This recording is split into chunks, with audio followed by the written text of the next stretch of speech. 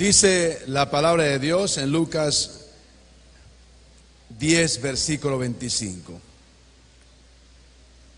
Y he aquí un intérprete de la ley se levantó y dijo para probarle: Maestro, ¿haciendo qué cosa heredaré la vida eterna? Él le dijo: ¿qué está escrito en la ley? ¿Cómo lees? Aquel respondiendo dijo: amarás al Señor tu Dios con todo tu corazón y con toda tu alma y con todas tus fuerzas y con toda tu mente, y a tu prójimo como a ti mismo. Y le dijo: bien has respondido, haz esto y vivirás. Pero él, queriendo justificarse a sí mismo, dijo a Jesús: ¿y quién es mi prójimo? Respondiendo Jesús dijo: un hombre descendía de Jerusalén a Jericó y cayó en manos de ladrones, los cuales le despojaron e hiriéndole se fueron, dejándole medio muerto. Aconteció que descendió un sacerdote por aquel camino y viéndole pasó de largo. Asimismo un levita, llegando cerca de aquel lugar y viéndole pasó de largo. Pero un samaritano que iba de camino vino de cerca de él y viéndole fue movido a misericordia. Y acercándose vendó sus heridas, echándoles aceite y vino, y poniéndole en su cabalgadura, lo llevó al mesón y cuidó de él. Otro día al partir, sacó 2 denarios y los dio al mesonero, y le dijo: cuídamele, y todo lo que gastes de más, yo te lo pagaré cuando regrese. ¿Quién pues de estos 3 te parece que fue el prójimo del que cayó en manos de los ladrones? Él le dijo: el que usó de misericordia con él. Entonces Jesús le dijo: ve y haz tú lo mismo. Amén. Bastante complicada la lectura. Digo así porque si viviéramos a esa escena, estos días que se vive, lo que caracteriza a la gente es la indiferencia. Parece raro este texto que vamos hoy día a estudiarlo o predicar, porque tiene que ver con el Sermón del Monte de Mateo 5, versículo 7. Felices los misericordiosos, pues ellos recibirán misericordia. Es un compromiso moral y espiritual el hecho de que podamos hablar de esto. ¿Sabe por qué? Porque usted ve todos los días asaltos, muy poco en nuestra ciudad, o diríamos escasamente, pero más se ve en nuestra capital. Todos los días asaltan y matan personas. Ya no ven quién es. No importa si es adulto, joven, no respetan al anciano ni tampoco al niño. Hace poco salió en la televisión que un grupo de narcotraficantes asaltaron una camioneta con una familia.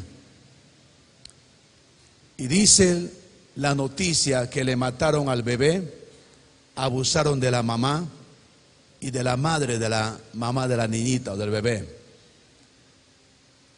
Hicieron lo que quisieron. La policía se está moviendo por todos lados para encontrar a estos criminales. Tengo entendido que hasta este momento no las encuentran. También pasó en Trujillo. Abusaron de una abuelita para robar su dinero. Y cuando usted lee en el internet los comentarios, va a observar cómo la gente usa términos duros contra estas personas que no tienen ni una pizca de sensibilidad. Estamos confrontados con una crisis deshumanizante, una crisis moral, una crisis de ética, de respeto al prójimo. En otras palabras, ya no existe respeto al prójimo. Entonces alguien me mandó un mensaje y me dijo: este es el hombre deshumanizado. Es decir, el hombre ha perdido toda la sensibilidad y los valores humanos como para respetar a las personas. Por eso es cuando leemos este capítulo de Mateo, de Lucas 10, ¿puede aplicarse en este tiempo? Hay personas que dicen: yo le dejo que lo asalte, no puedo hacer nada porque me va a matar. Si nadie se mete, todos nos mantenemos al margen. Un grupo de vándalos, 5 muchachos, van y le toman a la muchacha y le quitan todo.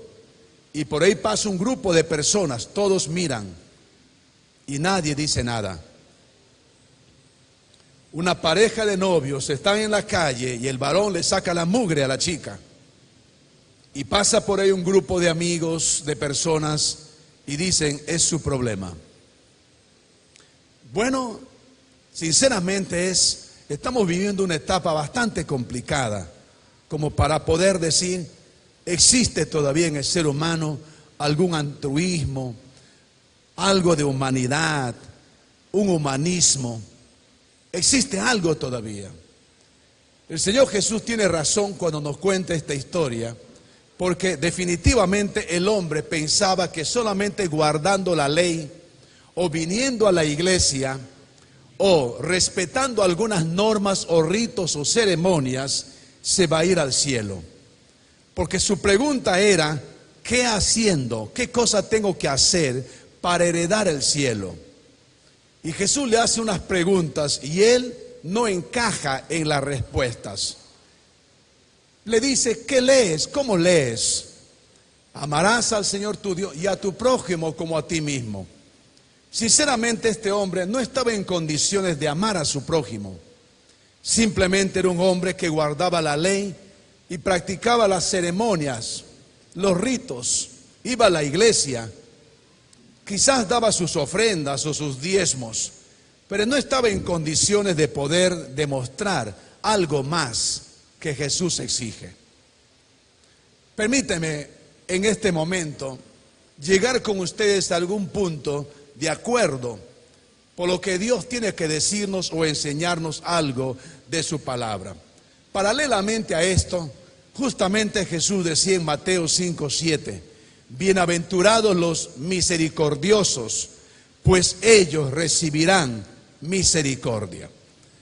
Hemos dicho que esa palabra Macarios es felices, felices, dichosos, las personas que están listos a hacer justicia, que reconocen su pobreza, que son mansos y que están haciendo la justicia y que están dispuestos a ser misericordiosos. El mensaje justamente de Jesús es para una iglesia que necesita vivir o tener una nueva actitud o carácter. Este mensaje es prácticamente para la iglesia de Cristo, para aquellos que están listos a tener un verdadero seguimiento, o sea, ser seguidores de Cristo. Y tiene que ver con nuestra actitud hacia los demás. Eso es esta bienaventuranza, nuestra actitud hacia los demás. Voy a subrayar algunas cosas breves el día de hoy y después estaré compartiendo usted una invitación personal. Porque nosotros necesitamos una realización, no solamente emocional, sino espiritual. Tenemos problemas espirituales. Sí, lo emocional podemos satisfacerlas con algunas cosas. Lo primordial aquí es que nuestro espíritu esté muy bien conectada con Jesucristo para que usted sea un hombre o una mujer feliz. La primera pregunta, porque vamos a hacer con pregunta, es: ¿cómo se vuelve misericordioso un corazón? No sé si ustedes estaban en una clase particular o una clase de un domingo. Hablamos de un tipo de conciencia. Hemos dicho que existían 4 tipos de conciencia. Y una de ellas es la conciencia limpia o la buena conciencia. Pero lo contrario de esa buena conciencia era la mala conciencia. Y la mala conciencia ya era el efecto total de la conciencia cauterizada. Una conciencia cauterizada ya no siente nada por el pecado o por la maldad que hace. Y mencioné un ejemplo, lo que dijo un narcotraficante, que todos los policías deben morir, nadie merece vivir. Estas personas, en cierto modo, están cauterizadas, y a decir verdad, casi la mayor parte de personas se han cauterizado la conciencia, pero no han podido identificar cómo es esa conciencia cauterizada. Hoy lo vamos a identificar. Pregunta: ¿cómo se vuelve misericordioso un corazón? Esta es una buena pregunta, porque alguien toca la puerta de tu casa y te dice: caballero, muy buenos días, o señora, buenos días, por favor, ¿me puede invitar un plato de comida? Y usted dice: tremendo manganzón, vete a trabajar, y le tiramos la puerta. De repente usted tiene razón. Encontramos por la calle muchas personas que están pidiendo algo, y usted dice: estos viven así. Pero así es verdad, nosotros no sabemos la vida de todos ellos, salvo que estemos detrás investigando. Pero recuerdo que una vez me fui con mi esposa al mercado acompañándola, y entonces alguien nos pidió un sol. Yo iba a sacar el sol y le iba a dar, y mi esposa le dijo: ¿para qué quiere usted un sol? Y él contestó: porque quiero comer. Y entonces estratégicamente mi esposa le dice: permíteme un momento, señor, ¿tiene Juanes? ¿Cuánto cuesta el Juan? 2 soles, páseme ese Juanes. Caballero, aquí está un Juanes para que usted compre, para que usted pueda comer. Y él le contesta: yo no quiero Juanes, yo quiero un sol. Y entonces deducimos que la persona no tenía, solo tenía una adicción. Y entonces me dijo mi esposa: el Juanes va a ser para ti, cariño.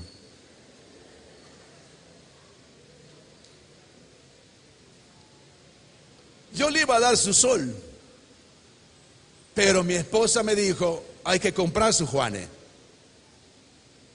Y el caballero no quiso el Juanes, no tuvo hambre. Y alguien por ahí, escuchamos un susurro que dijo: es un borracho. Le gustaba el quinientín, por eso pedía sus 50 céntimos o su sol.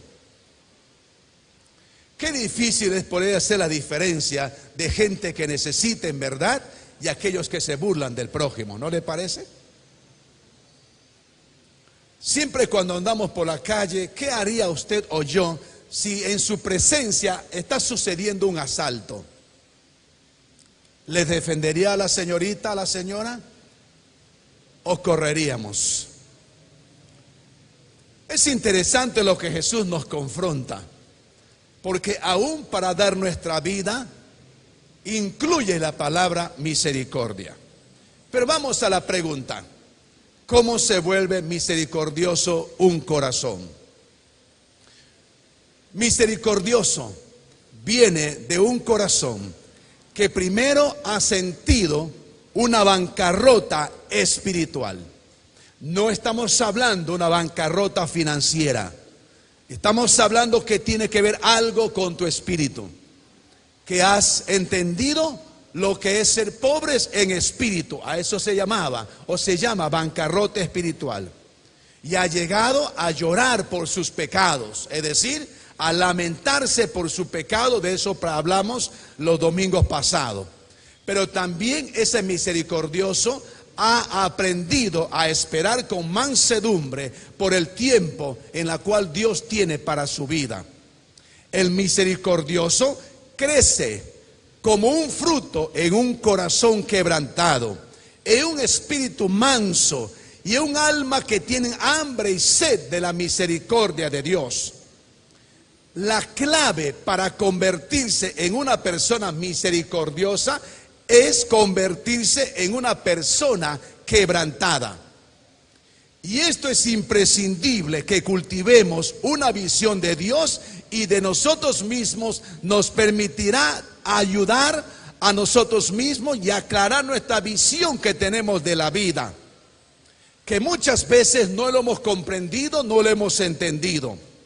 Una persona quebrantada, cuando está mal de salud, se siente acongojada, depresiva y angustiada. La congoja viene por el dolor. La congoja viene por alguna crisis. Muchos de nosotros hemos aprendido en la vida a causa de un duro problema que hemos vivido o hemos pasado. Eso nos lleva a veces a un quebrantamiento. Pero eso no significa que usted es un quebrantado de espíritu. Hemos dicho que el quebrantado de espíritu es aquella persona que lamenta por su pecado. A eso llamamos un misericordioso. A eso llamamos el corazón que necesita transformarse en un corazón sencillo y sensible. Segunda pregunta: ¿qué es la misericordia? Es una palabra castellana, pero si lo podemos dividir en dos partes, tiene dos raíces importantes. El texto que hemos leído de Lucas, paralelamente a Mateo, tiene algo más que enseñarnos. Mateo, el capítulo 9, versículos 10 al 13, dice Jesús algo interesante. Permíteme leerlo.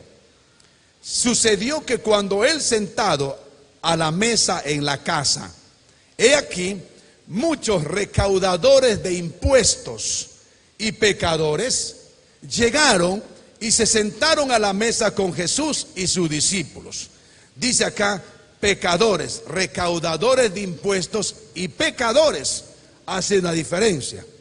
Y cuando vieron esto, los fariseos dijeron a sus discípulos: ¿por qué come vuestro maestro con los recaudadores de impuestos, odiados por los judíos? Los recaudadores de impuestos trabajaban para los romanos y eran odiados por los judíos, porque estos recaudadores de impuestos cobraban impuestos a los judíos. Entonces dice aquí: ¿por qué come vuestro maestro con estas personas que les odiamos? Y después dice: y con los pecadores. ¿Quién era un pecador? Aquel que no cumplía con la ley de Moisés para ese tiempo. Al oír esto, dijo Jesús: los que están sanos no tienen necesidad de médico, sino los que están enfermos. Mas id y aprended lo que significa: misericordia quiero y no sacrificio, porque no he venido a llamar a justos, sino a pecadores. Punto. La frase que dice los sanos no tienen necesidad de médico, sino los que están, ¿qué dice? Enfermos. Yo no creo que usted se va al médico si está sano. Diríamos que estaríamos un poco mal si nos iríamos. Doctor, buenos días, buenos días. He venido a hacer una consulta. Sí, ¿qué tiene usted? ¿Qué le sucede? Doctor, estoy sano. Entonces el doctor le hace una deriva a usted, le deriva al psiquiatra. Disculpe, usted está sano. ¿Y para qué vino? Para decirle que estoy sano. Le voy a hacer una interconsulta. Agarra su papel y le pone al psiquiatra. Si no al psicólogo, vaya usted al psiquiatra, una interconsulta. Porque usted ha venido y dice que está sano. Me está agarrando de punto. ¿Quién se va al médico? El enfermo, supuestamente. O aquel que quiere conocer cómo está su estado físico, anímico o emocional. En este caso, los psicoterapeutas. Los sanos no tienen necesidad de médico. sino los enfermos. ¿Se ha dado cuenta usted que a mucha gente no le importa a Dios porque se cree sano? No estoy hablando de una sanidad física en este caso, estoy hablando de una sanidad espiritual. Permíteme. En el internet salió hace poco que los psicólogos en Howard, en la universidad más grande de los Estados Unidos, descubrieron que hay muchas formas de ser felices. Hay muchas maneras de ser felices. El hombre no necesita recurrir a Dios para ser feliz. Y entonces dieron 21 puntos para ser felices. No lo voy a leer los 21 puntos. Y todos han puesto su like. ¿Qué se llama? Usted lo sabe. Su visto bueno. Qué interesante. No necesitamos a Dios para ser felices. Y estos psicólogos están teniendo muchísimos seguidores en una página de internet, porque les están dando los likes y otras cositas más, los links y todas las cositas que usted conoce, los likes y los links, y todos se meten al link para poder descubrir cuáles son esos pasos para ser felices, porque la religión es absurda, la religión cansa, la religión retrasa, la religión hace daño. No quiero saber nada de la religión. Escuche usted lo que dice la gente.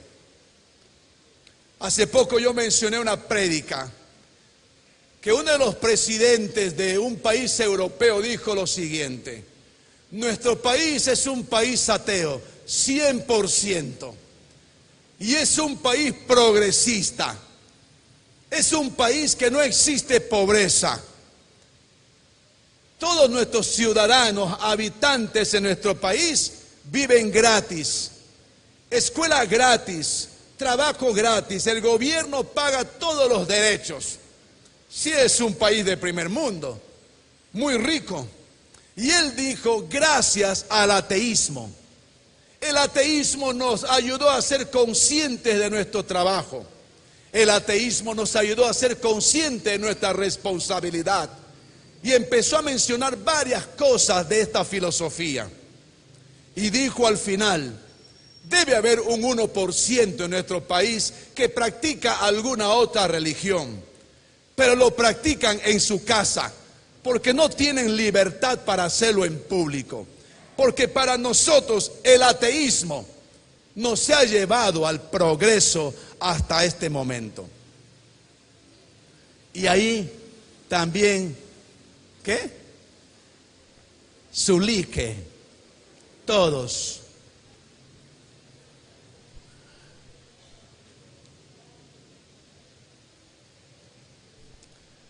Estamos mezclando los temas ceremoniales, rituales, con los temas verdaderos de lo que es el Evangelio.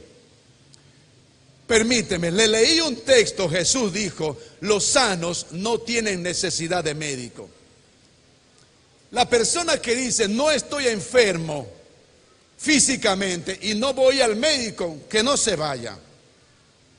La persona que dice, no necesito de Dios, por tanto no quiero ir a la iglesia, no vengas a la iglesia. Algún día estarás frente al tribunal de Dios.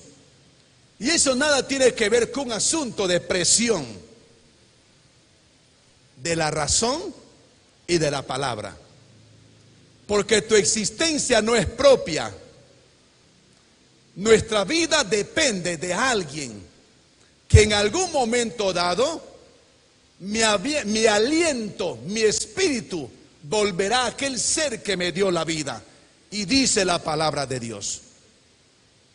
No somos dueños de nuestra vida, porque si usted fuera dueño de su vida, podría controlar todos sus instintos y sus pasiones, pero sobre todo determinaría qué le espera después de la muerte.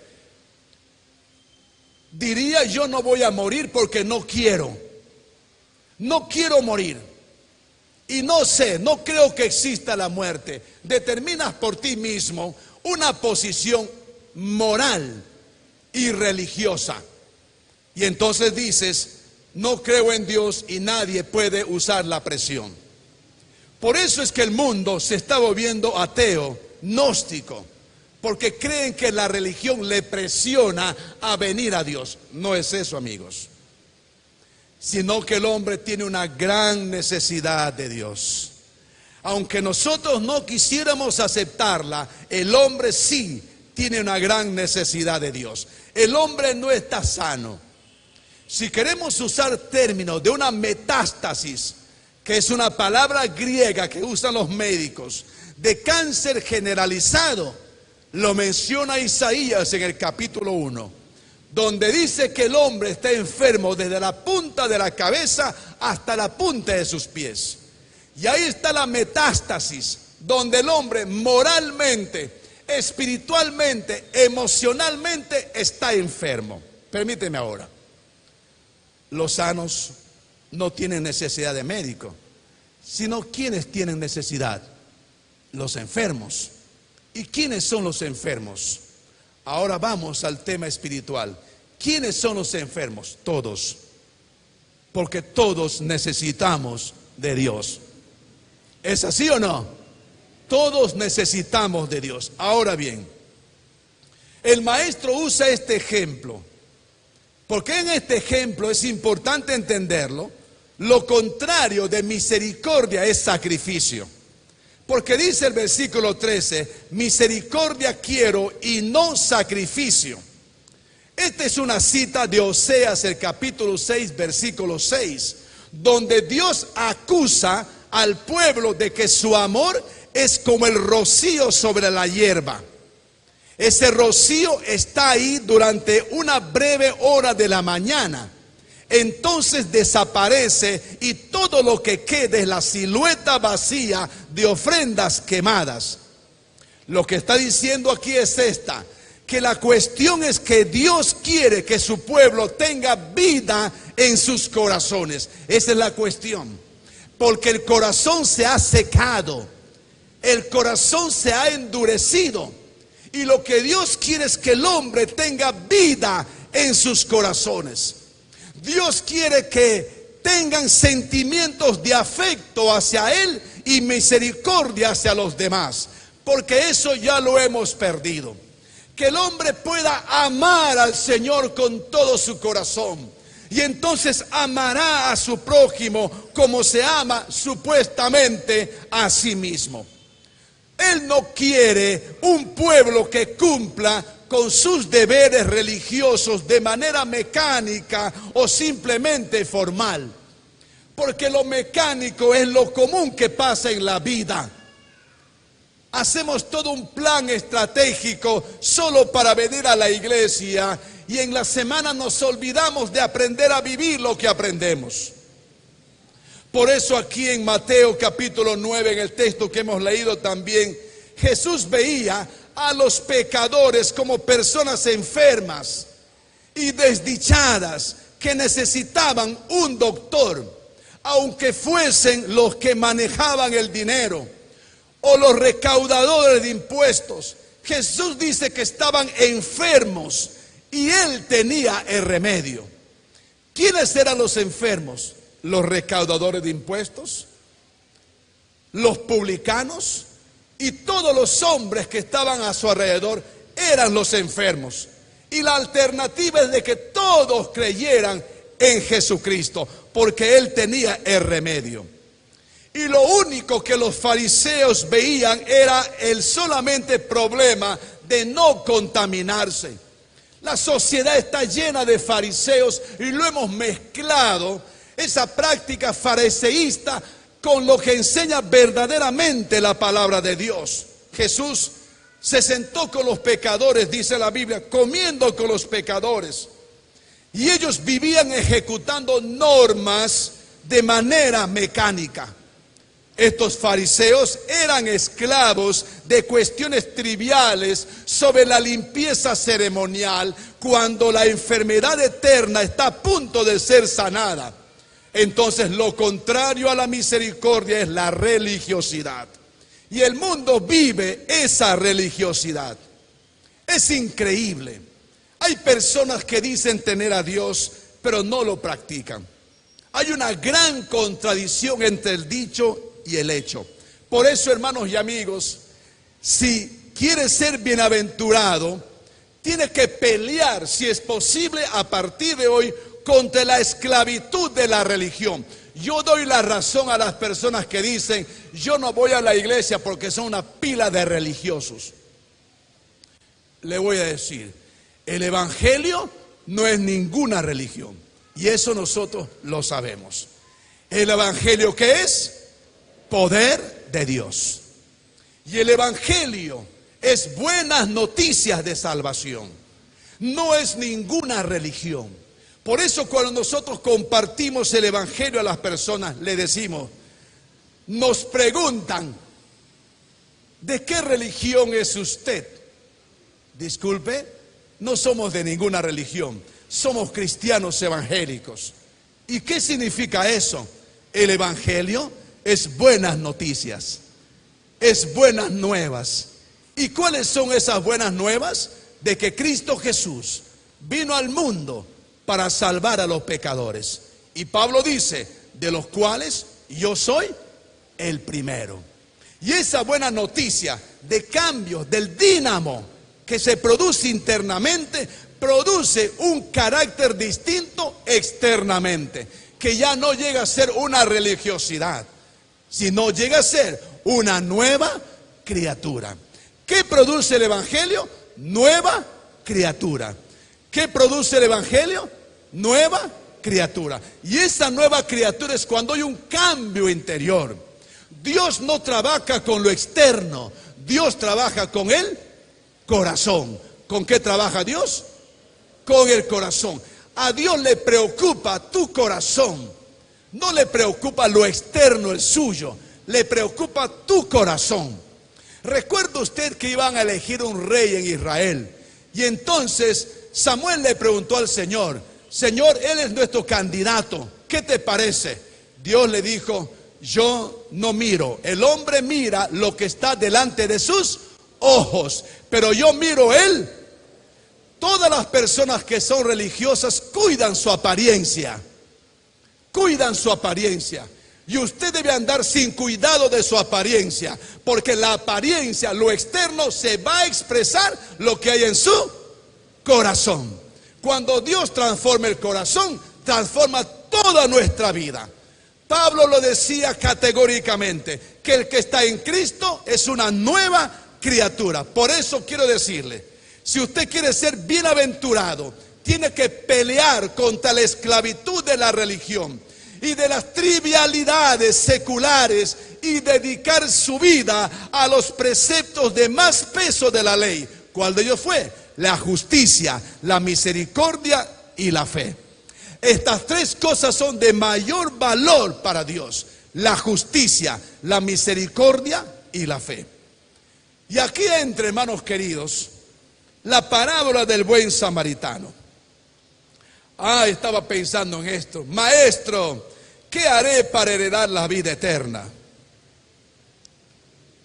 No sé si usted se recuerda cuando Mateo el capítulo 25, Jesús habla ahí de que le dice a los que son de la izquierda, no del Partido Comunista, de los que están a su izquierda, Él les dice, id al fuego eterno. Y les dice algo interesante que más adelante le voy a explicar. No me diste agua, no me diste de beber, no me diste de no me vestiste, pero tampoco te has preocupado en visitarme al penal Castro. No te fuiste a visitarme en el penal. He sufrido mucho ahí. Es interesante cómo esos detalles de bondad, de afecto que lo hemos perdido y no lo hacemos, el día del juicio será confrontada nuestra vida. Ahora permíteme, caballeros, porque ya estoy avanzando. ¿Qué haré para tener la vida eterna? Y el Señor le dice varias cosas acá. Correctamente haz esto y vivirás. Ahora escuche, el hombre le preguntó a Jesús cómo tendría que actuar una persona que esperase encontrar misericordia en el día del juicio y heredar la vida eterna. Y Jesús justamente, reitero, le respondió que las personas que recibirán la misericordia de la vida eterna son aquellos que han amado a Dios con todo su corazón y al prójimo como a ellos mismos. Y entonces por ahí se escuchan unas voces que dicen: tonterías, eso es de la Biblia y de la religión. No existe tal cosa, ni juicio, ni infierno, ni cielo. No existe nada. Aquí todo se acaba y punto. ¿Ha escuchado usted eso?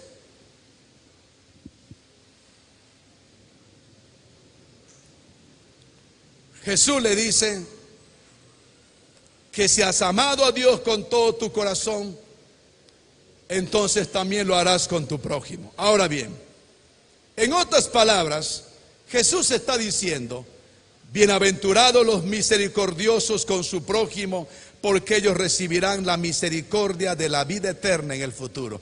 Miren lo que estoy diciendo. Ellos recibirán la misericordia de la vida eterna en el futuro. Y usted se preguntará: ¿cuándo será la vida eterna? Porque yo por mi parte no he pensado morir todavía. ¿Me está entendiendo? Usted dice: no voy a morir. Escuche usted, quiero que pienses conmigo. Tenía 24 años, nunca pensó morir. Era un joven diplomático, abogado, a punto de unos días que le quedaban irse a los Estados Unidos, y le esperaba un gran trabajo. Su madre era directora de uno de los periódicos más importantes en Lima. Pero uno de esos días de vacaciones, él se fue con un grupo de chicos y chicas por un pueblo de la ciudad, fuera de la ciudad. 15 días después, él siente un malestar. Le estoy contando uno de los muchísimos casos que conozco. Siente un malestar. Se va al oncólogo y el oncólogo le dice a la señora: señora, ¿es su hijo? Sí, doctor. Hay algo raro en esto, pero debemos hacer algunos exámenes más profundos. Por favor, ten paciencia. El muchacho empezó a subestimarse emocionalmente, a sentir un poco de vergüenza. ¿Sabe lo que pensó? Yo soy un abogado diplomático, ¿cómo puedo enfermarme? Mis padres tienen mucho dinero, tienen dinero para pagar, me voy a salvar. Estaba hablando con él mismo. Pasaron los meses y este muchacho empezó a bajar de peso. Se miraba al espejo y no se aceptaba. Sus amigas y su enamorada le decían: cariño, ya no eres el mismo. ¿Qué está pasando contigo? El médico ya tenía un diagnóstico, pero no se atrevía a decir a su madre, porque era un muchacho en potencia. Hasta que él mismo se preguntó, dijo: mamá, ¿qué es lo que tengo? Mamá le dice al médico: doctor, dime usted la verdad. Señora, su hijo tiene un cáncer al estómago. Y ese cáncer al estómago es agresivo.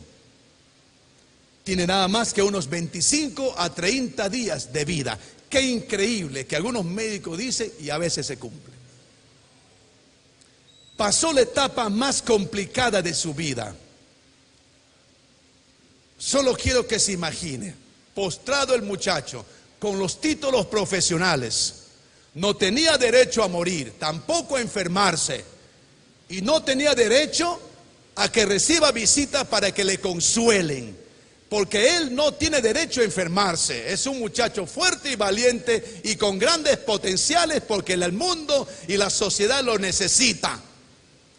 Pero está postrado muriéndose. Y llegan sus amigos y se reúnen así en grupo y todos le están mirando a él que está agonizando. Tuve la oportunidad de conocerlo. Me hicieron llamar, me fui. Me agarró bien de la mano, así como los muchachos se agarran, más o menos así. Muy fuerte. Y me dijo: pastor, ¿a dónde me voy a ir después que muero? ¿Tiene usted una palabra para mí? Yo le dije, antes de contestarte, ¿tú sabes a dónde te vas a ir? Él me contestó: estoy perdido. Siempre y todos los días de mi vida he rechazado a Dios. Nunca le he creído. Y probablemente por la crisis que vivía, porque mis padres se separaron cuando yo era niño, y empecé a renegar de Dios todo el tiempo de mi vida, indiferente a la gente, a los pobres. Me creía el más importante de esta ciudad, de este barrio, de esta urbanización. Pero me estoy muriendo. Le di la palabra: felices los pobres en espíritu. Esa tarde, este muchacho me agarró bien de la mano y oró conmigo la oración del penitente. Él dijo: Dios, nunca te he creído. Todo el tiempo pensé que no existías, pero tampoco sé a dónde me voy porque voy a morir. Si tú existes, sana mi corazón, perdóname. Y una oración muy profunda de este joven. Le quedó solo una semana de vida. Sus amigos vinieron y los amigos le observaron totalmente distinto a las semanas anteriores, porque cuando él les miró a sus amigos, él les decía: ¿por qué están tristes? ¿Por qué están tristes? Pero, ¿cómo no vamos a estar tristes? ¿Por qué? Voy a morir. Pero mira lo que dijo: ahora tengo vida eterna. Aleluya. Cuando él dijo esto, el panorama de sus amigos cambió totalmente. ¿Qué le pasó? De repente está alucinando. Hicimos un lindo funeral. Una persona que entiende lo que es la misericordia y la necesidad de Dios, sí llega a ser bienaventurado. Y tiene vida eterna en el futuro y en el presente. Entonces, amigos, para ir terminando, ¿qué es misericordia? Es uno de los preceptos más importantes de la vida. Misericordia es dolor, miseria, dolor para ver la aflicción. Misericordia es sentir compasión y llevar alivio incluso hacia el enemigo, hacia aquellas personas que no te aman, no te quieren, se resisten contra ti. Llevar el afecto, llevar el alivio a esas personas.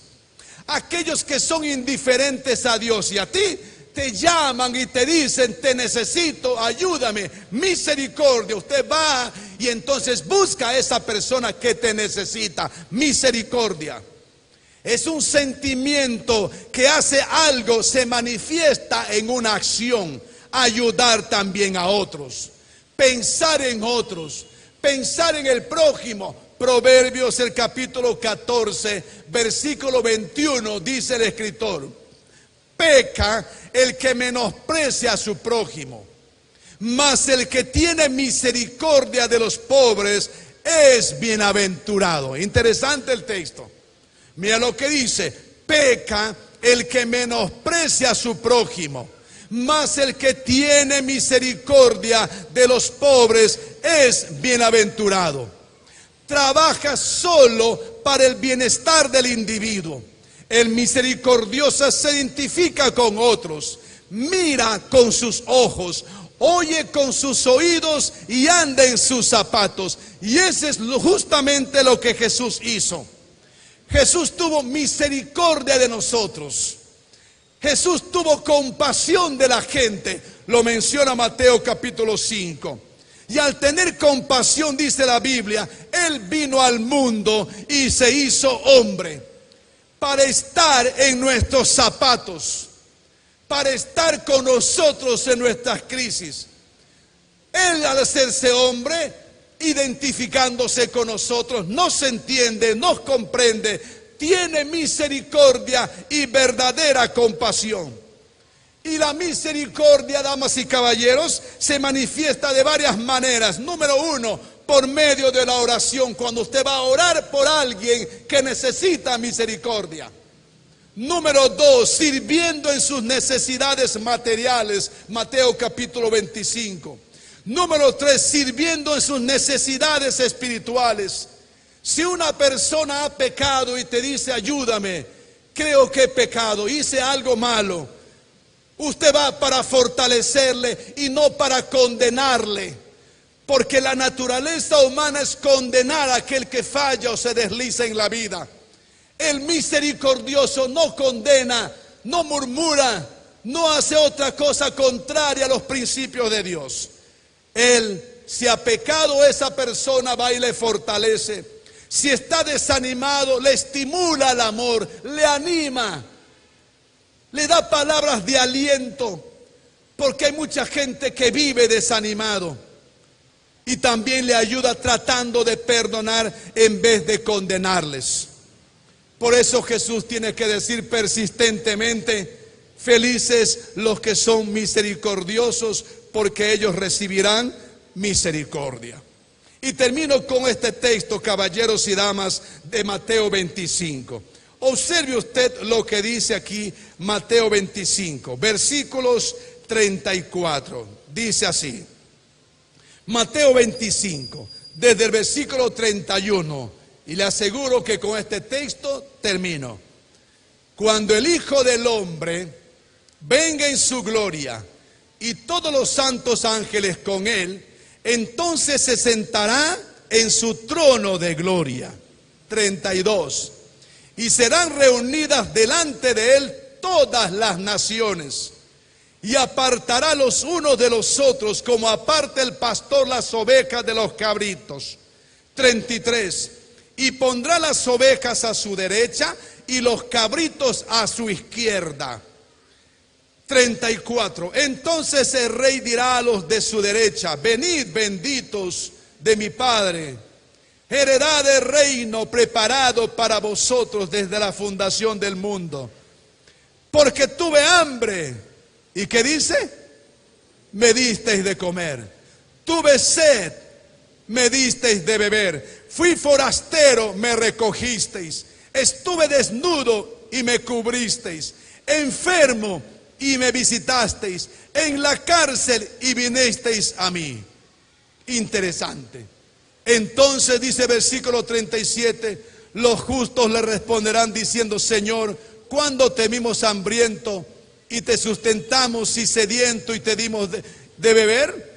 ¿Y cuándo te vimos forastero y te recogimos, o desnudo y te cubrimos? ¿O cuándo te vimos enfermo en la cárcel y vinimos a ti? No se acordaban. Pero el Señor tiene todo. ¿Qué tiene? Anotadito. Todo lo tiene anotadito en su agenda. Interesante. Si usted cree que tendrá derecho a pitear ese día en el tribunal, en el juicio, va a tener derecho a buscar su abogado. Buscará a su amigo y le dirá, aquí tengo mi abogado, señor.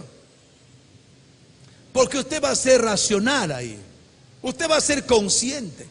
Observe usted lo que dice el texto. 40.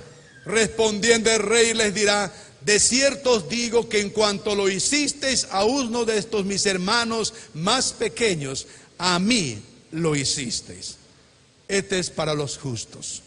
Ahora viene para aquellos que no han practicado la misericordia. Dice el versículo que sigue, entonces dirá también a los de la izquierda, apartados de mí. ¿Cuál es la palabra que usa? Malditos, al fuego eterno, preparado para el diablo y sus ángeles. Porque tuve hambre y no me disteis de comer. tuve sed y no me disteis de beber. Permíteme terminar. Cuando Dios le pida un informe de su misericordia en el día del juicio, no le estará pidiendo a usted su ficha picada con sus horas de trabajo. No le estará pidiendo a usted qué cosas ha hecho y qué no hizo. Usted no dirá, bueno, aquí tienes 8 horas de misericordia. ¿Y cuál es mi salario? Señor, esto hice. ¿Cuál es mi salario?